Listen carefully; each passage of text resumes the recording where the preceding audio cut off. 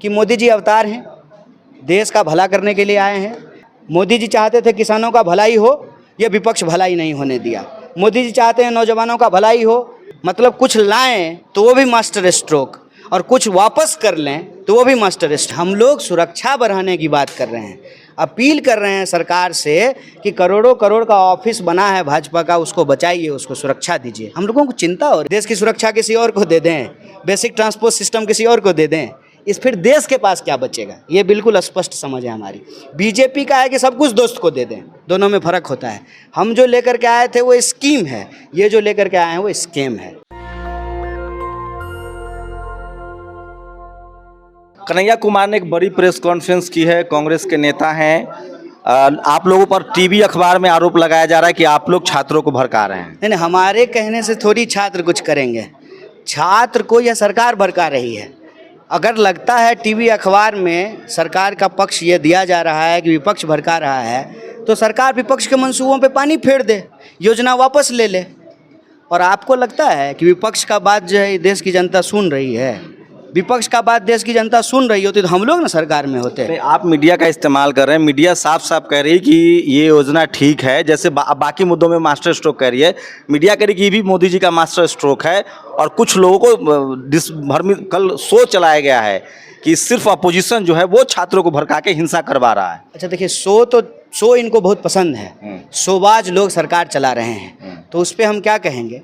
लेकिन जहाँ तक ये सवाल है कि योजना मास्टर स्ट्रोक है, तो ये मास्टर स्ट्रोक को 2 दिन में ही क्यों अमेंडमेंट करना पड़ा, 2 दिन में क्यों संशोधन करना पड़ा? मतलब कुछ लाएं तो वो भी मास्टर स्ट्रोक, और कुछ वापस कर लें तो वो भी मास्टर स्ट्रोक। छात्रों को उपद्रवी कह रही है मीडिया। छात्रों को जो लोग उपद्रवी कह रहे हैं वो दरअसल छात्रों की मनोदशा से वाकिफ़ नहीं है। छात्र इस देश में बहुत परेशान हैं।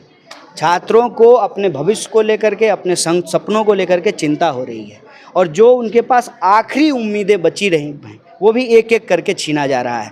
आप देखिए कि कहीं भी रेगुलर भर्ती नहीं हो रहा है। कुछ दिन पहले बिहार में ही जो है रेलवे भर्ती की गड़बड़ियों के खिलाफ भी लोग सड़क पे थे।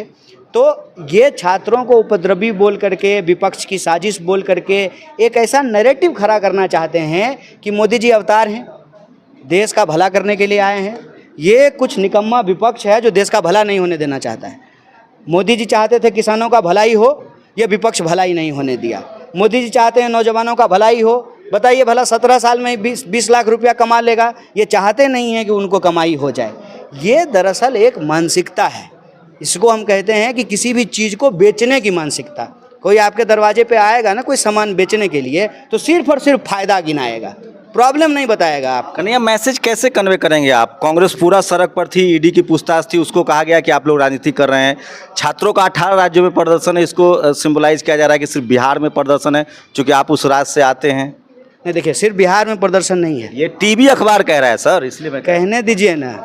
टीवी अखबार जो लोग कह रहे हैं, देखिए जो करता है वही भुगतता है। राजनीति या नेता की गरिमा समाज में कम हुई उसके लिए वो जिम्मेवार है, और कल को हमारी आपकी भी गरिमा कम होगी ना, उसके लिए हम जिम्मेवार हैं। बीजेपी के नेताओं पर हमले हो रहे हैं, दफ्तरों के हमले पर हो रहे हैं, खासकर ये तो बिहार में हो रहा है। नहीं, हमला नहीं होना चाहिए, हमला नहीं होना चाहिए, हिंसा नहीं होना चाहिए।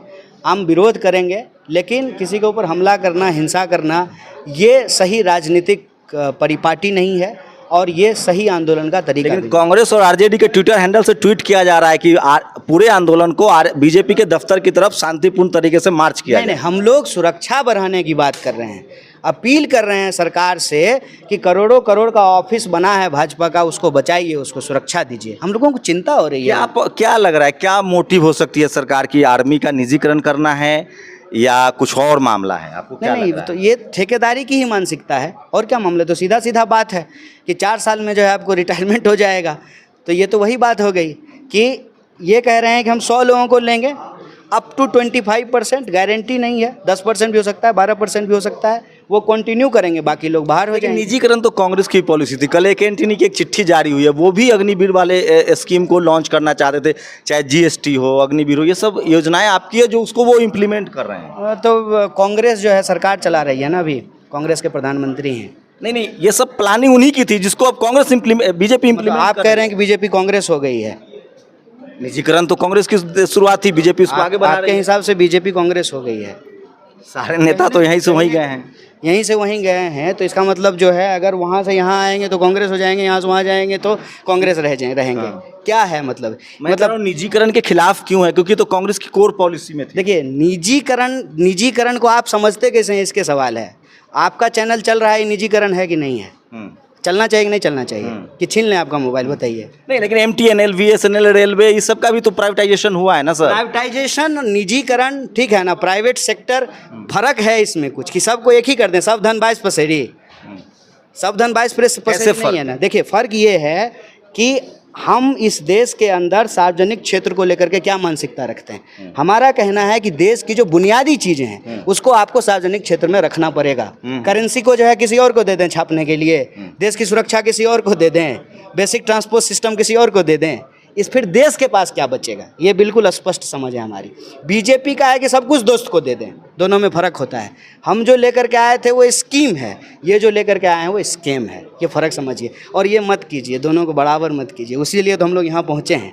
अच्छा, एक सवाल ले लीजिए, क्या चीनी घुसपैठ, नहीं सुरक्षा की मामला है तो ये कन्हैया इन्होंने एक प्रेस कॉन्फ्रेंस की है। मैं फिर कह रहा हूँ कि अपोजिशन के जो लीडर हैं उनके साथ न टीवी है न अखबार है। अखबार और टीवी के जरिए एक मैंडेट बनाने की कोशिश हो रही है। देखते हैं कि कांग्रेस कितना इस मामले को एक्सपोज कर पाती है। फिलहाल टीवी अखबार आप देखेंगे तो आपको लगेगा कि जो ये 4 साल की योजना है वो मास्टर स्ट्रोक है। कैमरा पर्सन मनोज के साथ शंभू कुमार सिंह, नेशनल दस्तक, दिल्ली।